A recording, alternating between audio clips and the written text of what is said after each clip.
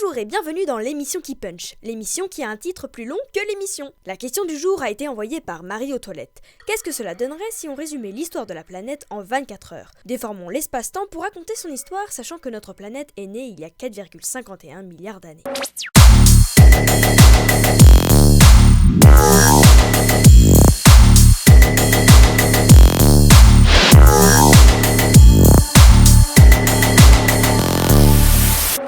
Nous commençons notre voyage à minuit. La Terre est une immense boule rocheuse recouverte de lave incandescente. À minuit 8, les premières embrouilles arrivent déjà. La Terre est bombardée de débris stellaires qui forment le noyau terrestre composé de fer.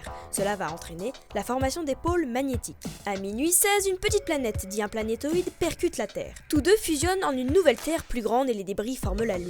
Depuis ce jour, la Lune s'éloigne de la Terre d'environ 6 cm par an et la rotation de la Terre ralentit. Minuit 48, la croûte terrestre se forme. 2 minutes plus tard, la croûte s'est suffisamment refroidie pour que la condensation de l'eau forme des lacs et des océans. Ensuite, pendant des millions d'années, les météorites continuent constamment de bombarder la Terre. Petit aparté, environ 40 000 tonnes de morceaux de comètes et de météorites tombent sur la Terre chaque année. Ainsi, sans le savoir, nous les respirons et les mangeons sous forme de minuscules particules. Nous sommes arrivés à 3h26. La première étincelle de vie apparaît sous forme de bactéries dans de grandes flaques de mer restantes. À 3h57, la vie est florissante. 1 heure plus tard, le bombardement de météorites est terminé. Les microbes sortent de leur cachette et la photosynthèse apparaît. C'est un réel bouleversement pour la suite de la vie terrestre. Ensuite, des colonies de bactéries forment des stromatolites, des sortes de fourmilières. À 5h45, les stromatolites se répandent sur la Terre et produisent de l'oxygène. Jusqu'à 13h, le fer sorti des océans et l'oxygène des stromatolites s'accumulent. Ainsi, de 13h à 21h, l'oxygène est de plus en plus présent et donne la possibilité à la vie de se déployer sur la Terre. Les molécules d'oxygène se libèrent dans la haute atmosphère, ainsi naît la couche d'ozone,